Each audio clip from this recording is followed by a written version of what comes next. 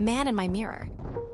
It all starts with me, 25M, in the shower at no later than 7 p.m.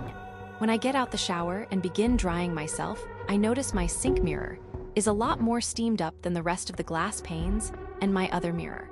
I thought this a little odd, but thought nothing of it until I noticed the paint and brick crumbling around the edges of the mirror.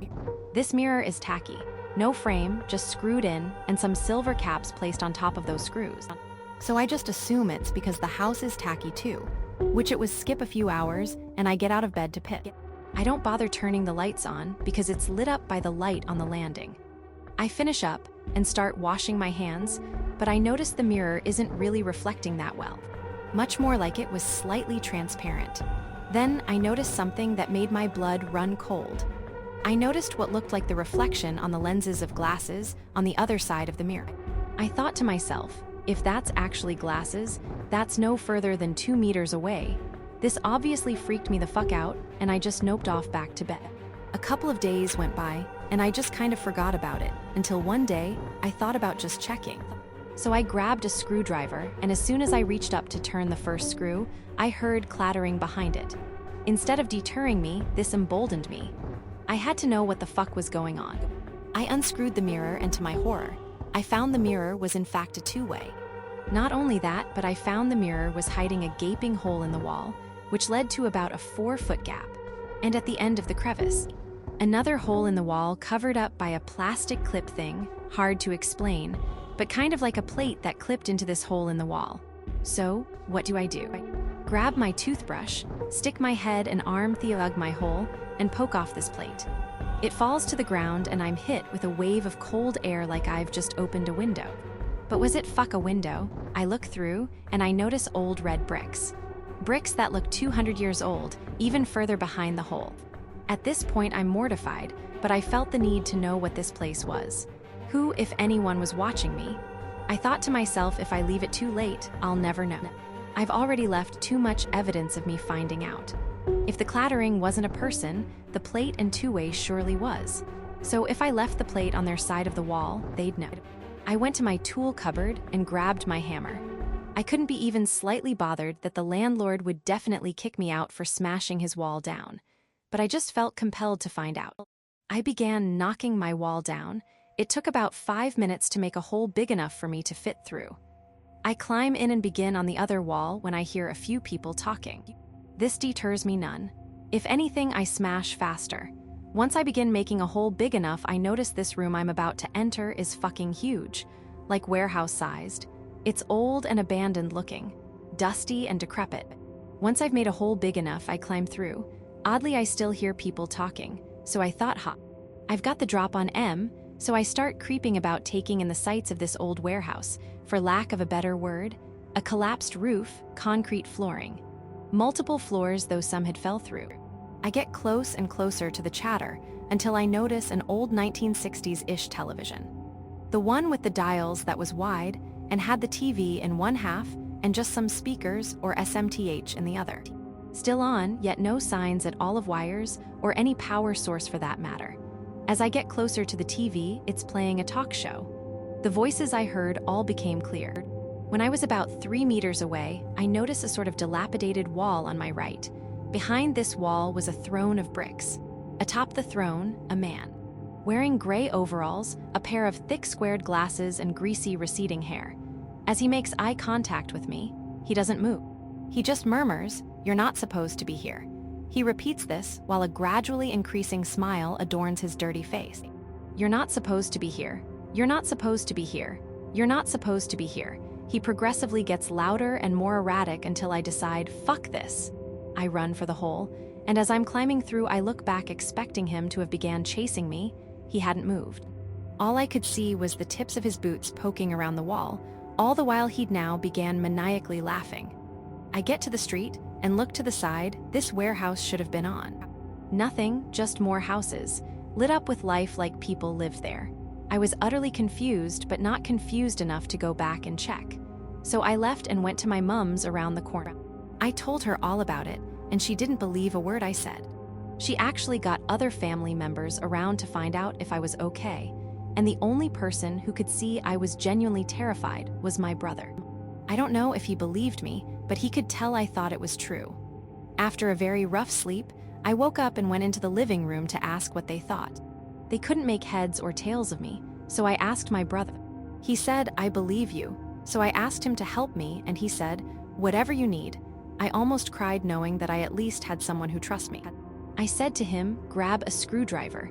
I don't know why, but I just thought with all the weird stuff like the no power, the weird talk from the guy, and the fact there was no fucking warehouse on the outside, there'd be a need for it. I took him to my house and I could see on his face he was just entertaining me. He didn't really believe. He just wanted to help his mentally ill little brother at this point. Something my mother was saying about all this. We got to the bathroom, and to my shock and simultaneous roll of the eyes, the bathroom was completely back to normal. Not even a speck of brick dust in sight. I'd left that place so fucked that I just came to the conclusion it was the fucking devil or something. But I began to unscrew the mirror. Once I peeled away the mirror, I noticed immediately behind my wall was a big wooden door with little bits of graffiti. I noticed my brother's face drop. He knew there should be another house there, or at least more of my fucking wall. I run to my tool cupboard and grab my sledge this time. I go fucking ape shit and smash the sink and the wall. I needed to know. Behind the wall was a door, as I'd expected. I opened this door and stuff fell out. Like an old Hoover, bags, etc., it was a storage cupboard. My brother's face dropped. He was back to having reservations. He must have thought, "That's a fucking cupboard, mate." I was in disbelief too. How could this massive warehouse be gone?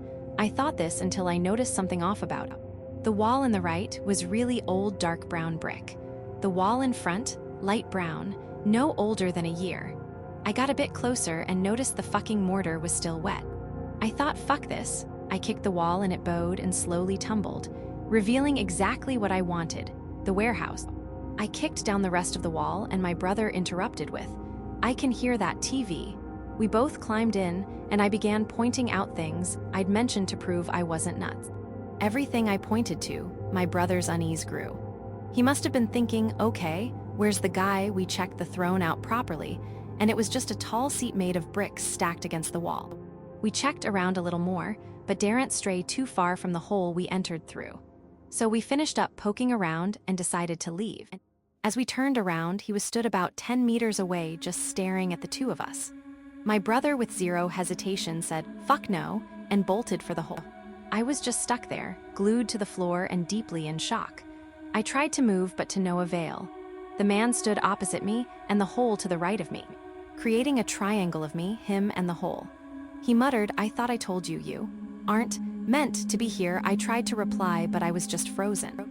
Then he moved as if to take a step toward me, and my body woke up. I sprinted for the hole, and as I got there, I turned back to see if he'd not moved like the last times. But instead he had. He'd moved to where I was stood, and he was now on all fours, almost sniffing the floor or about to lick it or something. I didn't stick around to find out. When I got to my house's front door, my brother was there, white as paper and shaking like a leaf. With no hesitation, and probably an undue lack of sympathy, I said, "I fucking told you," and we have each other a look before bolting back to my mum's house. When we got in, my mum said, "Well, is he lying? My brother just told her to SDFU," and we started ringing the police. We didn't know if he'd committed any crime or whatever, but surely the peephole was enough. The police said they'd come and look, but couldn't get someone out immediately. They came out early hours in the morning, and me and my brother, who'd not slept a wink, walked them to the house where they then went inside. I told them just before they entered to check behind the bathroom mirror as it might be reattached. Officer 1 rolled his eyes, and Officer 2 was already opening the door. They went inside, and about 15 minutes later they came back out. Officer 2 threw up in the bin immediately, and Officer 1 told me to go back to my mum's where they'd inform us of what they found after they did some police stuff like calling it in, etc. When they got to my mum's, they asked everyone to sit down and said behind the mirror was a gap of about 2 foot before the next house. In between the two houses was what seemed like 5'10" semi-decayed and recently deceased animals, such as dogs and cats. They assumed. I interrupted and said, "What about the fucking warehouse?" They assured us there was no warehouse, but definitely something to look into. After weeks or months of dribs and drabs of information from the police, they finally gave us a definitive answer. Next door to us, there had been a man who used to live there. This house had metal on the windows and had been abandoned for years. Before I'd moved in anyway, and he had severe special needs. I asked what he looked like, and they described him as wearing glasses and long receding hair. I said, "That's the guy." But they replied, "He died in that house about 9 years ago." I was in disbelief. There was no warehouse, as they'd ripped down the two houses entirely. There was no man, as he died almost a decade ago. No TV, no peephole, no throne. I was at a loss, thinking maybe me and my brother are fucking nuts. Maybe my house was haunted. Maybe this, maybe that. Until the other week, I drove through my old street and past my old house. And in place of my old house was a new build. In the front yard of this new build was a man, dirty overalls, long greasy hair, and thick glasses. He looked up to meet eyes with me, and as I stared back, he shot me back a smug little grin bearing his rotten yellow teeth. In shock, I stopped the car. I rolled down my passenger window and spoke. "Who are you?" he uttered back, almost proudly. "The man of your dreams?" I just rolled my window up, drove home, and cried like a baby. I don't know if this man will be behind my next mirror or is already in the one I've got. But one thing's for sure, I'm not going to find out.